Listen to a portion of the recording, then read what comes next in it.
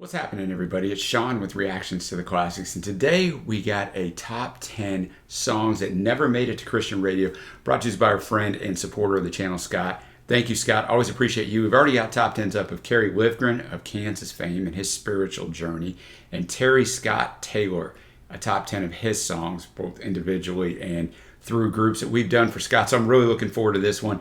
If you would like to support us in any way, check out the Patreon link below. Now we'll get in a little bit to this list.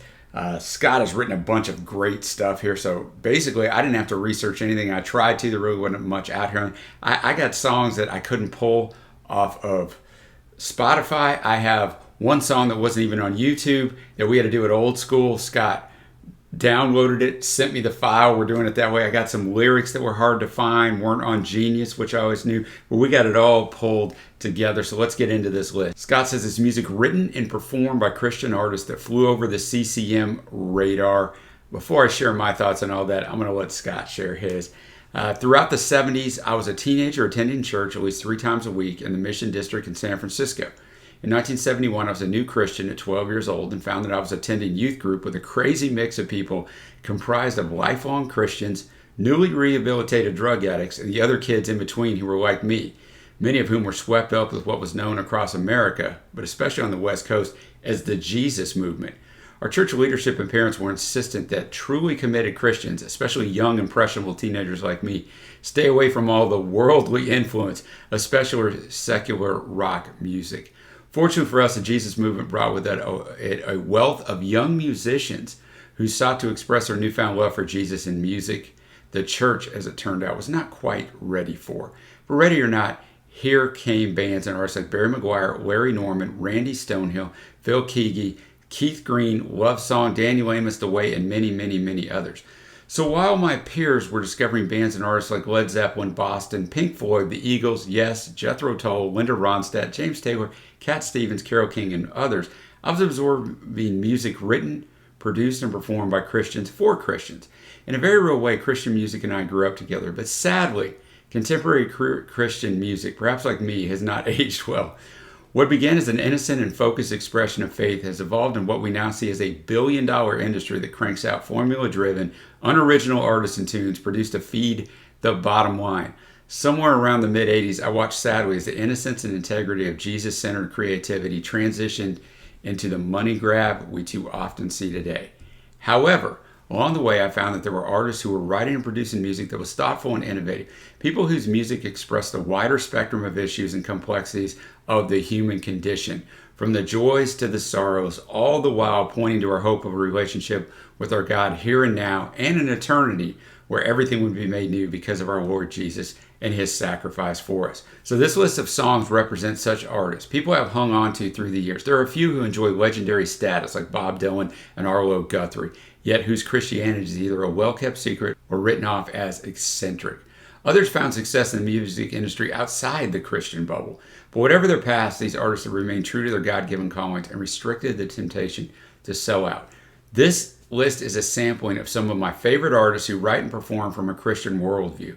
They're listed chronologically in the order of their release date. So before I get into this, a couple of things. The music won't be in the video, so check out the link below. You can watch the whole thing, listen along with me. Secondly, just so you know the worldview I'm coming from, I am a Christian just like Scott is. And I say just like Scott is because I think just like Scott is. And what I mean by that is there's different levels of Christianity. I don't want to get into a whole theological discussion here, but there's a lot of things in the Christian world today that pull people off path that's disguised as Christianity, but it's really not. And Scott so eloquently put it, contemporary Christian music is that way. There are some artists who, of course, are Christians and who are singing from the heart, but most of those songs are written from a me-centric and not a God-centric or a Jesus-centric aspect. And because of that, they're incorrect. So in that, I'll get off my soapbox, but I want to let you know where I'm coming from. It's very important to me that songs are theologically correct. In other words, biblically correct. They're stating what the Bible says. So if you're watching this in a Christian, great. I may have already offended you if you're a huge fan of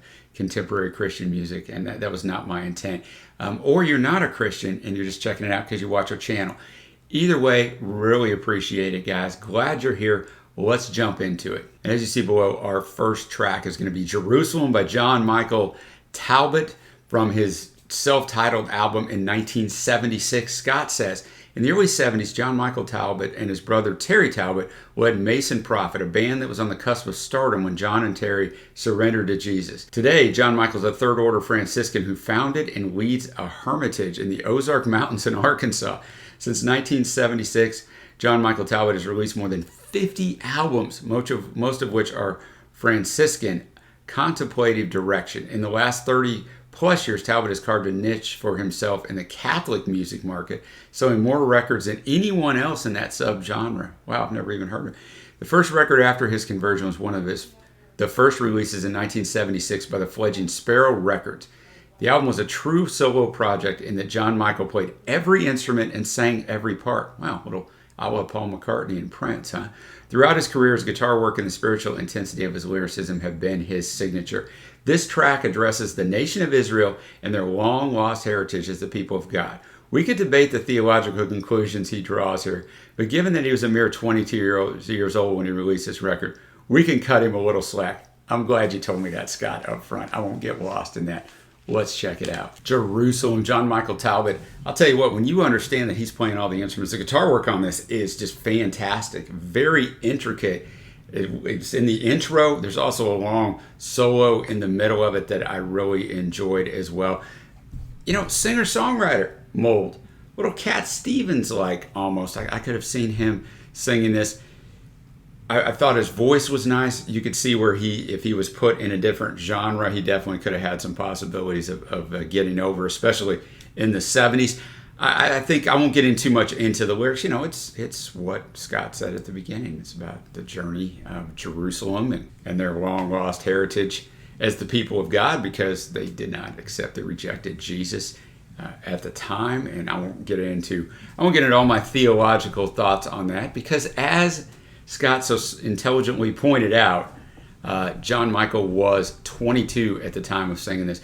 Just a quite impressive song. Now we're up to our next track. We got Prologue by the great Arlo Guthrie from the album Outlasting the Blues in 1979.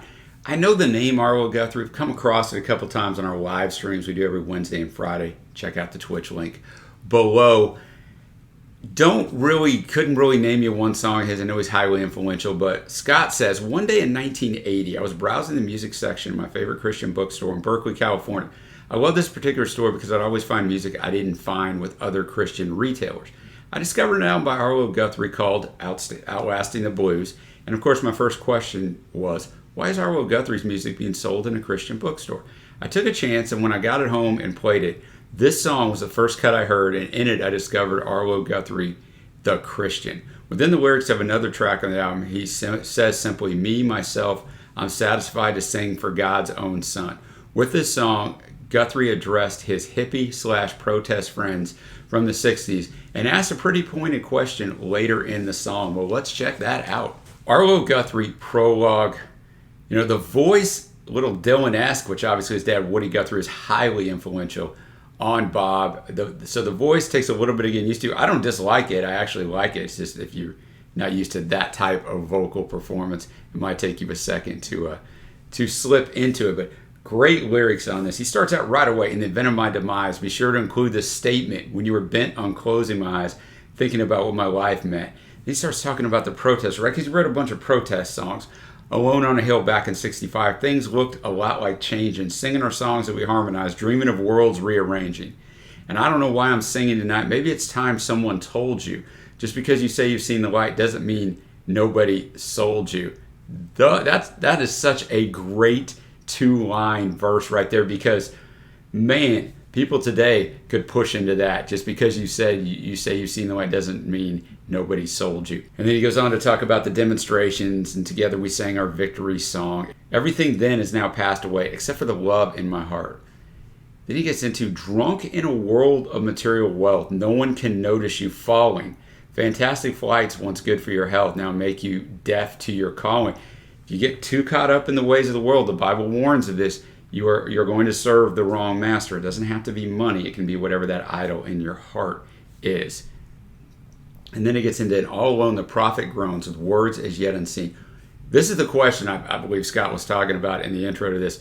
Who will be awake when the master returns? Who will be lost in their dreams? In other words, who's pursuing those worldly gains? Because the Bible tells us you have to be ready at all times. You do not know when the master will come calling, so be ready.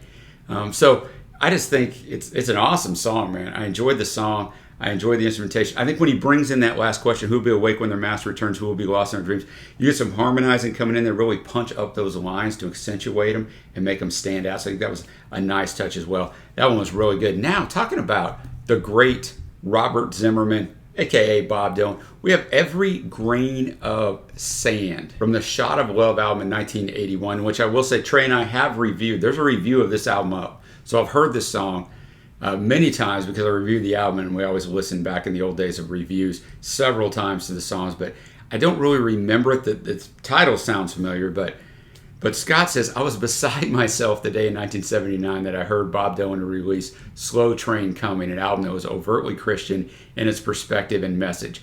Up to that point, I'd never been a fan of his, but I certainly knew his name and his already legendary status, even though I didn't know his music. In those days, my point of view was that if a famous musician defected to Christianity, score one for the good guys. Misguided, immature, short-sighted, I know. I've been there too. I have long since come to recognize Dylan's importance long before the release of Slow Train. As for this track from Shot of Love, I encountered it many years after its release, and it's become my favorite Dylan song. Look, we're huge on Dylan around here. Besides the Beatles, there's no one else that we have more material up of. So Trey and I both hold Dylan among our top 5 artists of all time. And like I said, I've heard this. You know, Dylan did a Christian trilogy at this time. We reviewed 2 of those 3 albums, this being one of them. But it's been a while. I need a refresher. Let's check it out. Every Grain of Sand, Bob Dylan. You had some heavy hitter musicianship on this. First of all, not 1, but 2 harmonica solos halfway through the song, and then the outro of it is a minute-plus harmonica solo by Bob, where you really feel the emotion of it, right? It's not just a harmonica being thrown in. You can feel Bob's passion in it. You also have the great Jim Keltner on drums, Ben Montench on organ, and the lyrics themselves, like any Dylan song, or most Dylan songs, let's put it that way, are quite meaningful. You know, and he just flows. There's not a true chorus there. The song title appears at the end of some of the verses, but there's no true chorus here. He's just telling us a story, and he starts out in the time of my confession, in the hour of my deepest need, when the pool of tears beneath my feet flood every newborn seed. There's a dying voice within me, reaching out somewhere, toiling in the danger and in the morals of despair. Then in verse 2, he mentions Cain, biblical Cain in the book of Genesis, and he says, in the fury of the moment, I can see the master's hand in every leaf that trembles, in every grain of sand. All the flowers of indulgence and the weeds of yesteryear, like criminals, they have choked the breath of conscience and good cheer. I like these 2 lines here. It's at the end of verse 3. The sun beat down upon the steps of time to light the way, to ease the pain of idleness and the memory of decay. So the sun beat down upon the steps of time to light the way. So it's sun spelled S-U-N, but the sun, the light.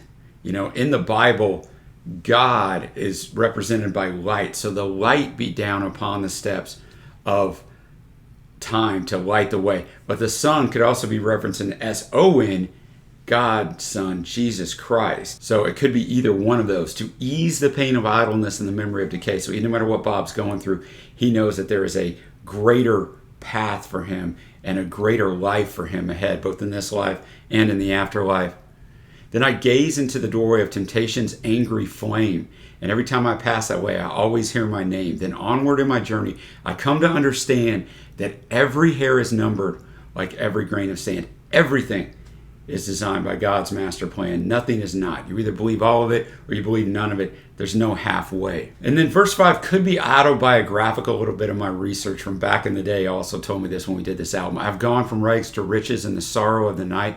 Could that be about Dylan? It could be about him becoming famous, or just about finding God. In the violence of a summer's dream, in the chill of a wintry night light. It could be referencing his motorcycle accident in 1966, where he was at his peak fame, just come off the trilogy, the 3 albums that were unbelievable. Highway 61 Revisited, Bringing It All Back Home was the first one, then Blonde on Blonde. So he could be referencing that. And the motorcycle accident, he said later in his biography, he was hurt, but he also gave it as a reason he could remove himself from the rat race. So he could be talking about that. And the bitter dance of loneliness fading into space, and the broken mirror of innocence on each forgotten face. And then he just goes on in the very last line, like every sparrow falling, like every grain of sand.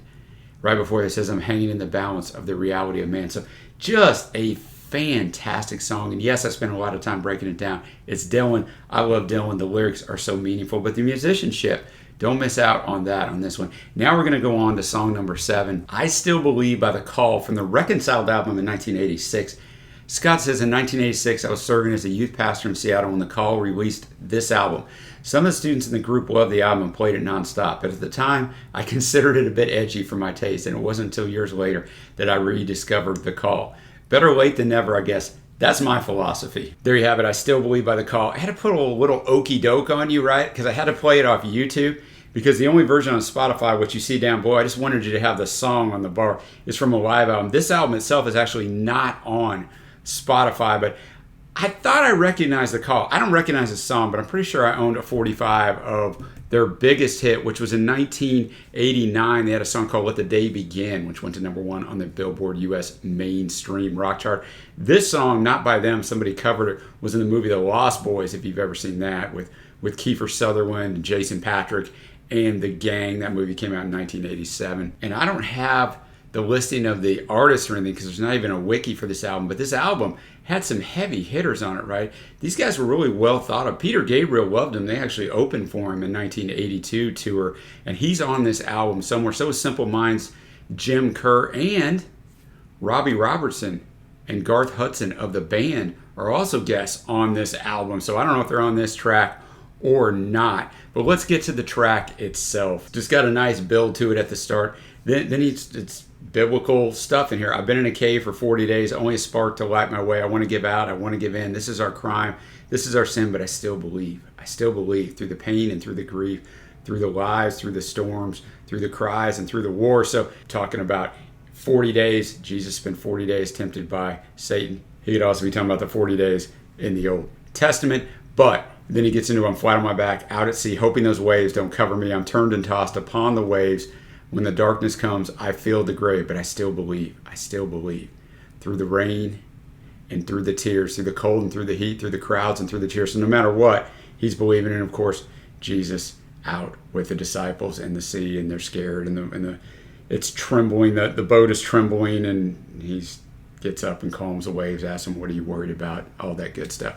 So I think they're talking about that there, but really good instrumentation on here. I'll march this road, I'll climb this hill, up on my knees if I have to. I'll take my place up on the stage. I'll wait till the end of time for you like everybody else. And he just kind of revisits those themes in verse 3. So I can see how you could put this into a normal context or into a Christian context. It obviously has biblical allusions to it, but I can see how you can take it and use it mainstream as well. Really good song, really good choice there. Next up is Harder to Believe Than Not To from Steve Taylor.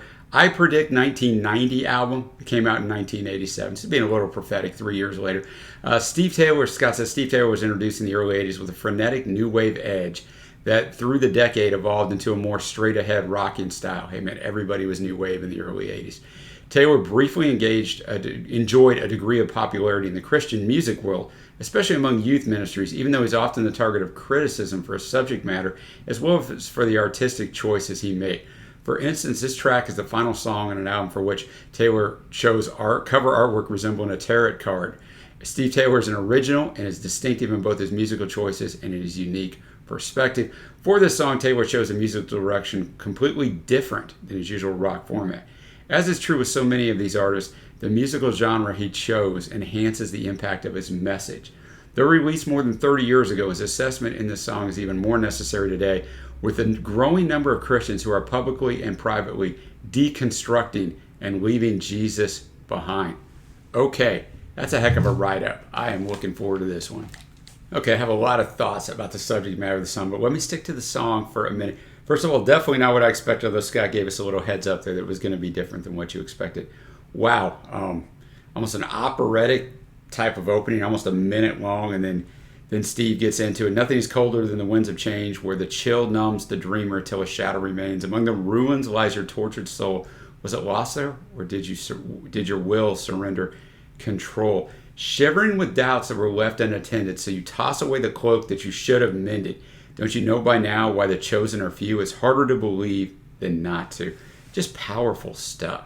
It was a confidence that got you by when you know you believed it, but you didn't know why. No one imagines it will come to this, but it gets so hard when people don't want to listen. This person is being pushed away from the faith they once had in Jesus Christ. Some stay paralyzed until they succumb. Others do what they feel, but their senses are numb. Some get trampled by the pious throng. Still they limp along. Are you sturdy enough to move to the front? Is it nods of approval or the truth that you want? And if they call it a crutch, then you walk with pride. Your accusers have always been afraid to go outside. And then he finishes out with the chorus, it's harder to believe than not to. And then at the very last words, I believe. So here's the thing. Okay, I'm going to get on a little soapbox here. But he's talking about Christians who fall away, right? And we're told in the Bible this is going to happen. Jesus warns us this several times. People who appear to be Christians. They might go to church, they might say all the right things. But when hard times hit, they fade away because they have the wrong mentality, as do a lot of non-believers, whether you want to call them atheists or agnostics, whatever you want to call them, that this world and this life is supposed to be perfect and bad things aren't supposed to happen. That's never what we're told in the Bible, and that's not what this life is. There is a perfect life ahead, but it's not on this world. So he's talking about when things get tough, do you fade away or do you push in to God and the Word? And I've seen many people in my life fade away. And because life got tough. Hey, look, life's tough on me. Life's tough on everybody watching this, right? We're all going through something. We're just pretty good actors at disguising it. For me, it's physical health and just dealing with constant pain and the mental and physical grind of that. But I understand. I'm not saying it doesn't get hard. I'm saying it doesn't get me down sometimes. But it's got me way closer to God than I ever would have been beforehand. So a lot of times people who cast stones at Christianity do it because, like, if your God was so good, why does this happen? This might have happened because my God is so good. It's not for me to comprehend everything that goes on. We're told of that in the Old Testament. It's not for me to understand all of that. But a very, very good song here. The gate is narrow and the chosen are few. You got to understand that thing walking into it. And now I take down the Spotify bar as we're going to go to that song that Scott actually had to send me. It's Out of LA by Barry McGuire from the Pilgrim album in 1989. Scott says, Barry McGuire is largely known for his 1960s protest song, Eve of Destruction, what McGuire has since called a diagnostic song. We actually have a song reaction to that up. It was very popular. Trey or I had never heard of Barry McGuire, so that's interesting. After achieving mild success as a solo artist, he became a Christian in 1971, and soon thereafter was a force to be reckoned with in the still infant Christian music world. His bigger-than-life personality and passionate style carved for him a place in the Christian music pantheon of pioneers. His concerts were an experience like no other, showcasing McGuire's talent for storytelling and his passionately energetic performance. One of these concerts from 1975, which Scott says he attended as a 16-year-old in Oakland, is captured for posterity in the live album To Be the Bride. This cut is from his 1989 album Pilgrim, which is sadly unavailable on any streaming service. But the record was his best since the mid-70s in terms of displaying Barry's personality and unique presence. The song is autobiographical, portraying events leading to Barry's conversion to Christianity. Apologies in advance to folks living in Los Angeles, as Barry uses the City of Angels as a metaphor for his life without Jesus. A quintessential Barry McGuire tune. That was a really good one. I really enjoyed it musically, almost some country tinges to it a little bit. Barry, you could just feel the enthusiasm in his voice because, as Scott said, it's autobiographical. He starts, I was born a traveling man many long years ago. I guess I've been about everywhere that a traveling man can go. I sang a song for the president, but he just up and died. So I quit singing, and away I went. I was looking for a place to hide. So then he talks about him and his friends going down to Mexico. They couldn't find what they were wanting, so they headed back to L.A. Then that chorus is infectious because he just delivers it with such enthusiasm. Couldn't get away, I couldn't get out of L.A. Then he's going Broadway to Malibu Beach. Was a long, cold winter's night. My B-Van boogie couldn't pull me through, so he stops with a friend, but they have too much wine, too much party, so he gets out of there. So I caught me a ride up to San Francisco, was hanging out around the bay, but too much rain and too much pain put me back on the road to LA. And then he goes back into that chorus. Then he said, I met a man in Hollywood. His story changed my life. He told it straight and he told it good about a man named Jesus Christ. He told me how he died for me so I could be born again. Told me about the blood on Calvary, how it could wash away all my sin. But I didn't understand what he was saying. I just turned my back and I walked away. But then one day I fell down on my face and I started praying, and I finally got out of LA. Yes, I got out of LA, finally got away. Jesus got me out of LA. So got him out of that life that was leading nowhere. And it is a lesson in this song, a little hidden lesson in this song that someone told him. It didn't have any effect at the time, but later on, it took root, as we like to say in evangelism. So what a good song, man. Glad that we were able to figure out a way for Scott to get that song to me, since it's not available anywhere else. Now we're up to The Great Escape, as you see below, by Phil Keaggy from the 220 album in 1996. Scott says Phil was in a band called Glass Harp in the late 60s and early 70s before he surrendered to Jesus. In 1973, he released What a Day, his first solo album, which has become one of the classic seminal CCM albums. While his songwriting and vocals are distinctive and first-rate, it's his guitar work that has set Keaggy apart as a virtuoso performer and sought-after studio musician. Phil is comfortable with almost any guitar genre, equally proficient and remarkable with his 6-string acoustic or his Fender Stratocaster. It's a shame that Phil's name isn't more widely recognized among the great guitar players, but Phil exemplifies for me the artist who has stayed true to his calling, choosing not to chase fame and the dollar, but to excel as an artist for the glory of his Lord.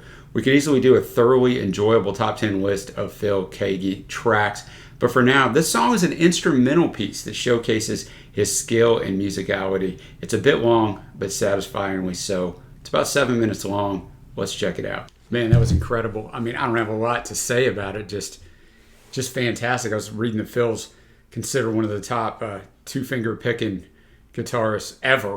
And there's all kinds of like urban legends that, Hendrix said all this stuff about him, but it's never been and Clapton and Eddie Van Halen, but no one can ever solidify they said it. But he is well thought of, over 55 studio albums, and that was just a master class in guitar playing. I mean, that was fantastic. What a great track. What a great choice. Now we'll move on to Absalom from Pierce Pettis, the album Making Light of It in 1996.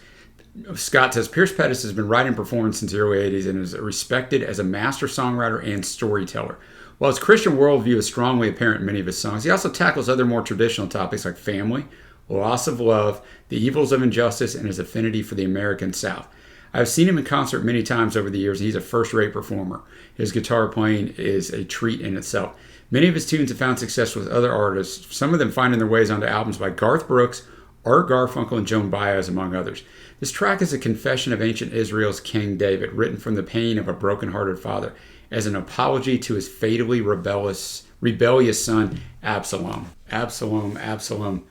Pierce Pettis. What a great track. Guitar playing, again, top-notch, and you go from Phil Keaggy, and you got to go into something else. This was a really good one to go in because that guitar is fantastic. And it just is what Scott said in the intro. It's about King David, written from the pain of a broken-hearted father, as an apology to his fatally rebellious son Absalom, because, I mean, he just breaks it down in here, but really draws you in. The guitar playing is intimate yet fantastically and intricately done. And one of the lines like, "You were the laughing boy who bounced upon my knee. You learned to play the harp and use the shepherd's sling. Always watching my impressionable son. Oh, Absalom, what have I done? You were watching when I took a good man's wife and gave the orders for his murder, just to cover up the crime. All the vanity, cruel arrogance, and greed. Oh, Absalom, you learned it all from me." Just a fantastic tune and a really good story to show you that there's a lot of stuff in the Bible that's not so great on humankind. It's another reason why we needed a savior. Now, we're going to go ahead and take Spotify away because our last two songs I got to pull off YouTube. So our last song is Jesus in Our Time by Bob Bennett from the Small Graces album in 1997. Scott says, like Pierce Pettis, Bob Bennett fits into the singer-songwriter genre. I'm going to like that then. Bob first emerged at the tail end of the 70s as part of the second wave of Jesus music artists. Since then, he's released a number of albums that have established himself as a thoughtful writer and performer who, like some others on the list, delves beneath the glossy religious surface to explore faith in Jesus and how that relationship impacts our real lives. With this song, Bob looks at the church and all her human frailty and refocuses our attention where it should be, on our Lord Jesus. Exactly. Perfect song for celebrating the Lord's Supper, calling everyone to join in, especially those of us who are worn down by our own sinfulness. That sounds great. Let's check it out. Bob Bennett, Jesus in Our Time. Great guitar work there. I mean, the instrumentation in general was on point. Probably not my favorite vocal performance on this list, but I think my favorite lyrics on this list. Counting countless legions of the faithful, crossing every generation, hand to shoulder in an unbroken line. Lead us to the Sabbath this morning. We humbly count ourselves among them to seek and find the face of Jesus in our time. So we get that little, the title of the song there. Though an imperfect congregation full of folly and of doubt, we presume to ask our questions and we wrestle with their finding out. We break the bread and pass the cup and try to bear each other up to live the mystery of Jesus in our time. And I like this. There are those who are among us who believe they are not worthy. We offer you the word of life. We bid you come and dine upon the mercy we have tasted and the love given so freely. Come take your place at table now with Jesus in our time. We got a closing verse. It's really good as well. But I think that last verse is so powerful because I felt that way. I didn't become a Christian until I was 29. That you're not worthy, or that church people or people who, love Jesus and walk with Jesus are so much better than I am, and that's not the case. And sometimes in today's Christianity, there's Christians or so-called Christians that put on that front like I'm morally superior to you, and that's a dangerous game because when you're not living that life, or you understand you're a sinner, which is what we're supposed to understand according to the Bible, and you see these people who act perfect, you think I'm never going to be that good. And this song, he's inviting them, those who are among us who believe you're not worthy. We offer you the word of life. We offer you the Bible. Read it. We bid you come and dine upon the mercy we have tasted and the love given so freely. It's not conditional. Come take your place at the table now. So, favorite lyrics on here so far. And now we're up to our last track. Mama's in the Desert, Daddy's in the Sky. Terry Scott Taylor. I said I put up a top 10 of his recently. So good, off the Little Big album in 2002, which is his only album that I came across in his previous list that's actually not on Spotify. Why we're going with the YouTube version. But Scott says this: family relationships are important to Terry Scott Taylor. He's written songs to and about his son and daughter and his wife, and has dedicated entire albums reflecting on the passing of his grandmother and grandfather. His upcoming solo album includes a song for his granddaughter. With this cut, he sings of his mother and her battle with grief and loneliness after the passing of her husband, Terry's dad. But as always, with Taylor's writing, he looks forward. In this case, he foresees a time when the family will be reunited, not only with one another, but with their heavenly Father. Mama's in the Desert, Daddy's in the Sky. What a powerful song. Me being with my wife for 27 years, I could put myself in the position of the mama here. If something ever happened to my wife, like how devastating that would be. And she acknowledges in the song that, the chorus, my mama's in the desert, my daddy's in the sky. So mom's gone to visit daddy's grave, right? She says she knows dad isn't there, but it helps her to get by. I get that. Like, we know if you're a Christian, you know that they're not there, man. We're putting a body in the ground. The spirit has ascended immediately. They're gone.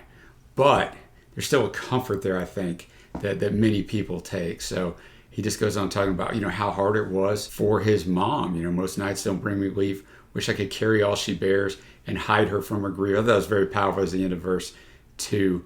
But verse 3 gives you hope, right? It's probably talking about the dream that Terry Scott Taylor says he had. And our papa's up there waiting. I've seen him in a dream.